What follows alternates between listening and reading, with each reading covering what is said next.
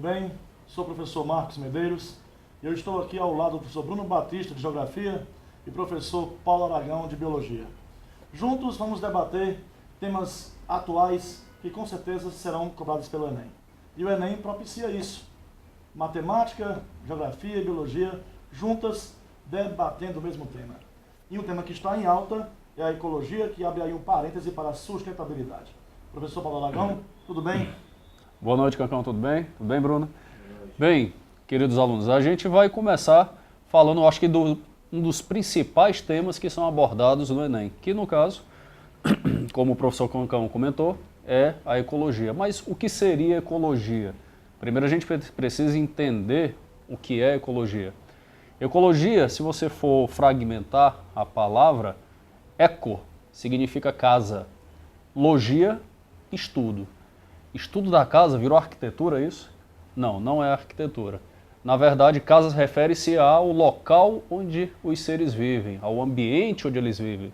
Então, ecologia seria estudar o ambiente onde os seres vivem, não apenas. Além de estudar o ambiente, nós também temos que estudar os seres que nele habitam.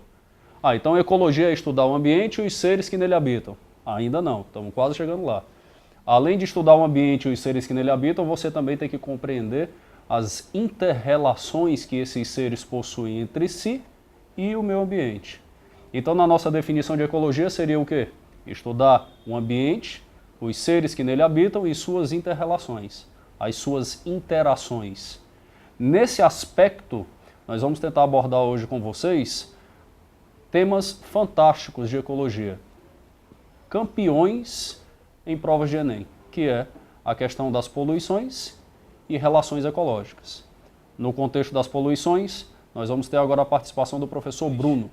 Em relação à poluição, que é um tema bastante debatido, bastante cobrado nas provas do Enem, mas também como as provas dos maiores vestibulares do Brasil, nós temos a ideia da camada de ozônio. Essa poluição que a gente vai estar se referindo agora é em relação aos CFCs. É interessante quando a gente fala da camada de ozônio, a gente tratar a ideia do Tratado de Montreal. O Tratado de Montreal, diferente de como muita gente pensa, é uma relação com o Protocolo de Kyoto. Não tem nada a ver. O Tratado de Montreal ele trabalhava os gases que prejudicavam a camada de ozônio, causava buraco na camada de ozônio. E o Protocolo de Kyoto é um outro protocolo que fazia relação ao efeito estufa, que é um tema que a gente vai trabalhar um pouco mais à frente. A camada de ozônio, nós sabemos, ela é composta por ozônio, fica na estratosfera, a segunda camada da atmosfera. Nós temos a atmosfera, a camada total, depois nós temos a troposfera, que é a camada mais próxima da Terra, e em seguida a troposfera nós temos a estratosfera. É justamente nessa camada, na estratosfera, que nós temos a camada de ozônio. Essa camada de ozônio, pessoal, ela é importantíssima para a presença de vida aqui na Terra. Sem essa camada, nós não teríamos condições de sobreviver por conta da incidência dos raios solares, chegariam muito mais intensos aqui, causando problemas na pele da população, causando derretimento nas calotas polares. Nós teríamos esse grave problema. E nós sabemos que, com essas calotas polares derretidas, gelo derretido é água. Nós teríamos um aumento do nível do mar, desaparecimento de algumas cidades litorâneas, que seriam um dos maiores problemas, e mudança de temperatura nos oceanos. Isso geraria mudança também de temperatura dentro dos continentes. Então, nesse contexto de calota polar, eu passo aqui a bola para o meu amigo Marcos Cacão, que vai trabalhar calotas polares com vocês. Quando eu falo de calotas polares, é inevitável eu não voltar à minha infância. Professor Paulo, quando eu era ainda quinquinho, ensinaram a minha mãe que chupar laranja meia hora antes do almoço abriria o apetite. Nesse tempo, eu ainda, quinquinho ainda, eu não pensava tanto em me alimentar bem, queria jogar bola. Então, minha mãe, para me seduzir, no bom sentido da palavra, ela disse: meu filho, mamãe descasca a laranja. Quero não, mamãe. Eu parto no meio. Quero não, mamãe. O que ela fazia? Descascava a laranja, Bruno, e cortava só a tampinha. Aí eu chupava aquela tampinha da laranja e o que sobrava era o que chamam de calota esférica. Professor Paulo, me arranja aí a calota. Essa aqui está um pouco exagerada, né? Só se a mãe tivesse com muita raiva de mim para fazer eu chupar uma laranja, fosse metade da laranja. Bem, mas tenta imaginar um corte um pouco mais aqui em cima. É o que se refere, meu amigo Bruno, às calotas polares. Não é à toa, pessoal, que o nome desses acessórios para pneus de carro chama-se calota. É porque o Fusca 62 que meu pai tinha um aro horrível. E naquele tempo criaram alguma coisa parecida com essa aqui, que chamaram de calota. Aí a partir daí, Paulo, que os carros seguintes, Chevette, Belina, Variante, Brasília, né? Que tinha também um aro horrível, criaram as calotas. Que era a calota porque ele se baseava na calota Na polar. primeira que surgiu. Então, são acessórios para carro. Mas não é calota. Mas tudo bem, ninguém vai brigar por causa disso. Bruno, fica à vontade. Interessante, né? Eu acho que responsável pela essa minha forma física é a mamãe, então. Houve muita laranja. Marcos. Segundo o Paulo, isso é lenda, né, Paulo? É lenda, você que comeu demais, professor Bruno. É, pena, né? Voltando aí para os problemas ambientais, nós temos o efeito estufa, né? Que é um outro grande problema. O efeito estufa ele é causado pelo quê? Primeiro de tudo, o Paulo Aragão, o efeito estufa é um fenômeno natural. Né? A gente sabe que ele também é responsável pela vida no planeta. A gente lembra das eras glaciais, né? Se não fosse efeito estufa, a gente ainda estava aí, todo mundo vivendo nesse período, nessa era do gelo. E esse efeito estufa das eras glaciais, como você comentou, teve grande participação do vulcanismo. O vulcanismo, que aconteceu na época da glaciação, liberou grandes quantidades de CO2 que foram fundamentais para se reter calor no planeta e, consequentemente, dar suporte à vida. Interessante, esse CO2 que foi fundamental para a vida hoje é um problema. Nós temos aí essa grande quantidade de liberação desses gases que tem agravado esse fenômeno que é o efeito estufa. Então, quanto mais gases, CO2, como outros gases, como metano, contribuem para isso, né, para esse agravamento do efeito estufa, maior o problema para a gente, porque a Terra ela vai ficando mais aquecida. E a gente estava vendo aqui, discutindo que 1% a cada vez que nós liberamos uma quantidade de CO2 que aumenta 1% essa camada de estufa, nós temos cerca de 50 mil pessoas que aparecem com câncer de pele.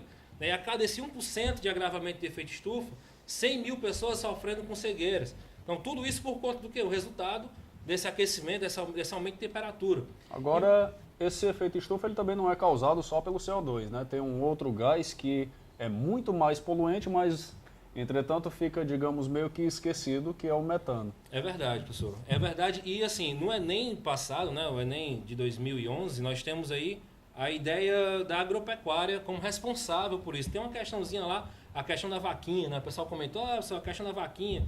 O que era aquela vaquinha ali? Ela estava falando justamente da liberação do metano. Por incrível que pareça, a agropecuária ela contribui mais para o efeito estufa, o agravamento do efeito estufa, mais do que os transportes, pessoal. Então, assim, a liberação... E o que é que eu devo fazer, né, para reduzir essa liberação? Nós temos algumas palestras de uma deputada holandesa, que ela é responsável por essa proteção dos animais, e ela estava falando que se a gente reduzisse durante um dia, já conseguiria reduzir o efeito desse agravamento do efeito estufa. Interessante também que, falando do transporte, que também é um vilão, né, não é só agropecuário, o transporte nós temos aí essa moda, que na verdade não é uma moda muito novinha, né, que já vem desde da Eco 92, antes da Eco 92 nós já tínhamos na década de 80 as pessoas liberando esse conceito de desenvolvimento sustentável, e onde dentro desse conceito de desenvolvimento sustentável nós temos a ideia do transporte. O transporte hoje é um problema enorme para o desenvolvimento de nossas cidades. Por quê? Porque a gente tem a visão da cidade, né, a visão vertical, a gente olha ele de cima para baixo. E com essa visão de cima para baixo, nós temos o deslocamento dos carros. Quando a gente passa a ter uma visão horizontal da coisa, uma visão horizontal da cidade, nós passamos a ver o deslocamento das pessoas. Né? E aí, com esse deslocamento das pessoas, a gente passa a se preocupar mais agora com essa mobilidade, com a economia, com a ideia do desenvolvimento sem prejudicar o meio ambiente. Né? E dentro desse contexto de transporte, o meu amigo Márcio Cancão vai trazer aí uma representação matemática para a gente. Vamos imaginar que você havia percebido que num determinado cruzamento o trânsito não fluía em nenhuma das direções. Então, temos aqui uma avenida X e uma avenida Y. Vou colocar assim, para que elas formem um ângulo de 90 graus. Isso aqui não é ameaça a você, vampiro, não, tá? Vou mostrar aqui que elas formariam um ângulo de 90 graus. Isso elas no mesmo plano. Se eu construir um viaduto, essas duas vias, elas não estão mais no mesmo plano. Vão continuar formando 90 graus, porém, vão estar em planos diferentes. Se você quiser uma definição mais matemática, elas seriam retas reversas. Mas elas sendo retas reversas, que não estão no mesmo plano, e formam 90 graus, elas deixam de ser perpendiculares e passarão a ser retas ortogonais. E o Enem adora esse tipo de situação de geometria espacial na sua introdução ainda. No contexto dessas poluições ainda, a gente, tem muita gente que não entende ainda o que é poluição, na verdade, né? Geralmente associa com sujeira, ou como o professor Bruno comentou, poluentes que são liberados pelos carros, ou outros tipos de ações humanas, como a agropecuária. Mas poluição, ela não é apenas aquela causada pelo homem, ela também pode acontecer por motivos naturais. Poluição natural? Porque poluição é tudo aquilo que causa um desequilíbrio ambiental, e não necessariamente a sujeira. Tem um exemplo que é sempre muito questionado e muito comentado. Eu sou fã desse exemplo. É fã desse exemplo, né? Na faculdade eu comentava muito com a professora e questionava. Porque uma vez em aula, ela disse que se um animal, por acaso, defecasse num lago ou num rio, ele estaria poluindo. Aí eu digo, opa, não necessariamente. Depende muito de um contexto. Se aquele animalzinho, porventura, ocasionalmente, defecou ali naquela água, ou as fezes dele foi parar na água, ele estaria poluindo sim. Mas se o animalzinho tem um comportamento, o costume de fazer as suas necessidades diariamente naquela água, ele está passando por ali, opa, 2 da tarde, estava na hora, demorou um pouquinho, vai lá e faz o cocôzinho dele. Dia seguinte, 3 horas, opa, demorou mais, mas dessa vez vai sair. E aí, fez o cocôzinho dele de novo. No outro dia, 1 hora, opa, chegou mais cedo dessa vez, fez o cocôzinho dele de novo, no mesmo local. Com certeza, aquele cocôzinho daquele animal já faz parte de todo um equilíbrio naquele ambiente. O animalzinho, todo dia que ele vai defecar, já tem os peixinhos esperando lá dentro, né? Manda. Esperando o cocôzinho dele. Retirar o cocôzinho do animal seria poluir. E aí a professora teve, né, um certo nó no cérebro porque não conseguiu compreender. Que ela não veja esse vídeo, né? Que ela não veja, com certeza. Mas ela não conseguiu compreender, né, que poluir é causar desequilíbrio. E se aquele cocôzinho fazia parte do equilíbrio, então retirá-lo seria poluir. Esse animalzinho provavelmente tomava Activia, viu, senhor? Activia, regular, né? Diariamente, bem bonitinho, né? Entre esse assunto, ainda dentro desse assunto de poluição, nós temos que ficar ligados para esse Enem pela nova lei do lixo. Né? Vamos procurar pesquisar sobre isso, porque a lei do lixo, ela vai ser certamente comentada, vai ser certamente cobrada no teu vestibular. E o que é isso, né? Uma dica para você. Nós vamos ter que saber o que fazer com os nossos resíduos sólidos. Vai acabar essa história de lixão, pessoal. Então, assim, vai ficar mais complicado. E agora, o que é que eu vou fazer com aquela garrafa PET? O que é que eu vou fazer com essa latinha? Primeiro, você vai pensar 2 vezes antes de consumir aquela garrafa PET, antes de comprar aquele refrigerante que vem com a latinha, porque você vai pensar no que vai fazer depois com aquele resíduo. Então, assim, certamente nós vamos ter um avanço na nossa economia sustentável. Agora a gente vai começar a pensar no que vai fazer. Ah, vou fazer uma festinha de aniversário. Vou comprar lá 100 pratinhos, 100 copinhos, 100 talheres. Talvez eu não faça mais isso. Agora eu vou pegar meus pratinhos de vidro, meus copos de vidro, meus talheres lá em casa e vou usar na festinha. Porque eu sei que se eu comprar esses pratinhos, eu vou ter que dar um destino a esse lixo. E agora? O que é que eu vou fazer com esse lixo, né? Eu não vou ter mais como depositar ele no lixão. Então agora vai ter que ter um maior planejamento. Tanto por parte do consumidor, como também por parte do produtor, do dono da indústria, né? Bruno, como você falou agora em festa de aniversário, eu vou revelar aqui para vocês um trauma que eu tenho de infância, quando eu sofria bullying, quando eu era ainda um quinquinho. Olha só o tamanho do chapéu de aniversário que eu fiz para mim. Isso aqui é um modelo parecido. Não era porque o meu já se acabou, mas tinha que ser nessa proporção aqui, pessoal. Talvez eu acredito maior, né? Um pouco maior. Quando eu ia às festas de aniversário, eu tinha que dizer que não queria o chapéu, porque, primeira coisa, o chapéu era tão pequeno que parecia um chifre na minha cabeça. Algo mais ou menos assim, né? Pronto. A outra coisa é que aquela liguinha que amarrava até aqui embaixo também é muito frágil. Então, nem abarcava aqui e nem na vertical. Então, mas voltando para cá, se eu perguntasse a você e pudesse ouvir a sua resposta agora, sobre assim, ó, que sólido é este aqui? Entre 100 pessoas talvez acertasse, iria dizer tronco de cone. Mas a maioria iria falar cone. É porque antigamente os cones de fato eram cones. Tinham aquela pontinha, né? Tinha que ter a pontinha, o vértice. Aliás, o cone é o único sólido redondo que tem essa pontinha que é o vértice. Se você olhar direitinho agora aqui, ó, isso aqui, meu povo, fez com que esse instrumento, que vai morrer sendo cone, não seja mais cone. Ele é chamado de tronco de cone. E este erro vai continuando. Me passa o funil aí, por favor, Paulo. E o Enem adora isso. Quais são os sólidos que estão inseridos na construção desse funil? Todo mundo fala por aí que funil é cone. Não. Tem um formato cônico, não é errado falar isso. Mas dizer que ele é um cone não é. Porque se fosse cone, não iria passar nada por aqui, meus queridos. Que ia estar fechadinho aqui no vértice. Então, olha só. Aqui em cima, você observa o quê? Um cilindro. Nessa parte aqui do meio, tronco de cone.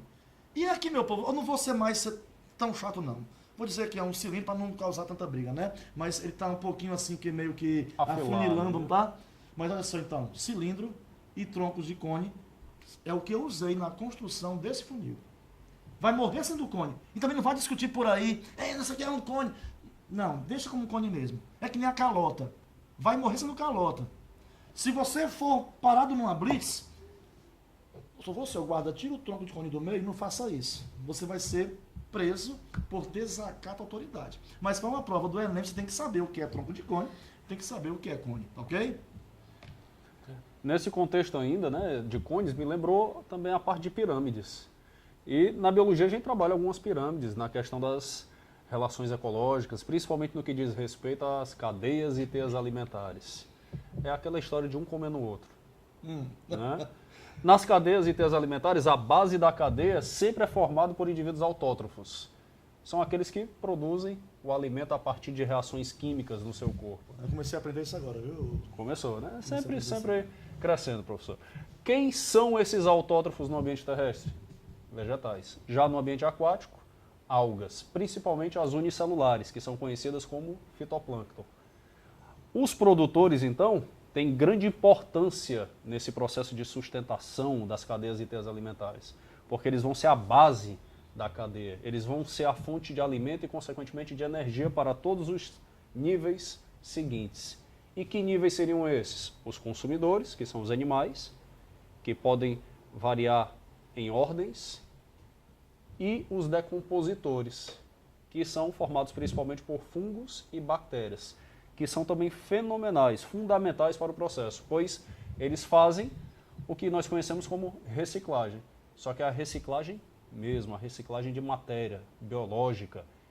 Não confundir com a reciclagem do contexto social, porque nós podemos muito bem utilizar objetos como este, que são feitos de plástico, e as pessoas dizem às vezes que quando isso vai para uma indústria e é triturado e usado o plástico para fazer um encanamento ou uma torneira, que foi reciclado.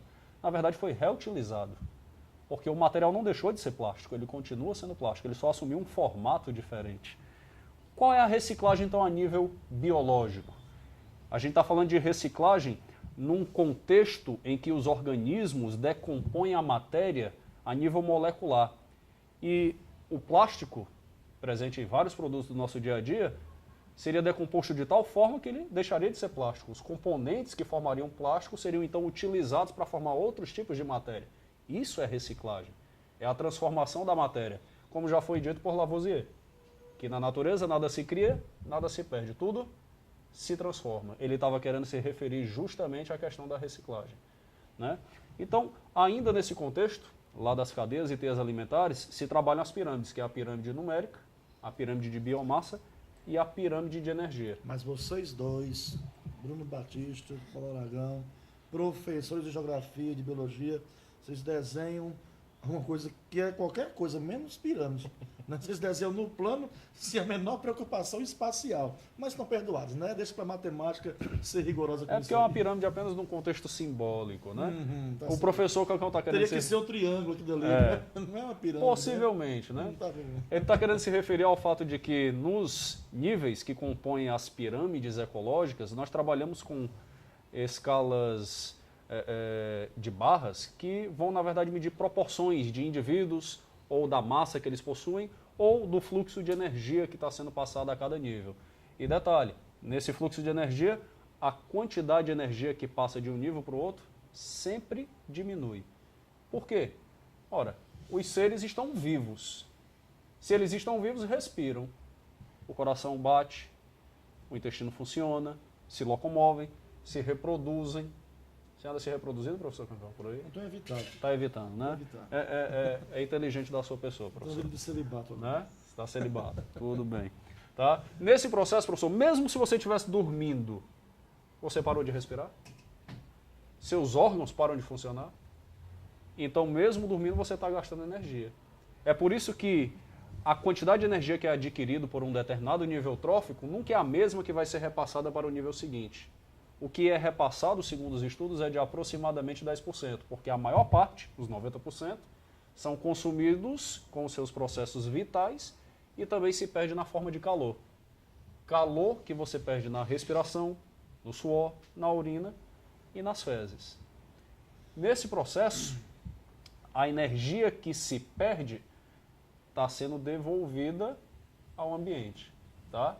Mas, voltando à ideia de calor, professor Bruno, tem tipos de gases que influenciam na questão do efeito estufa. Além do CO2, nós podemos também falar, por exemplo, do monóxido.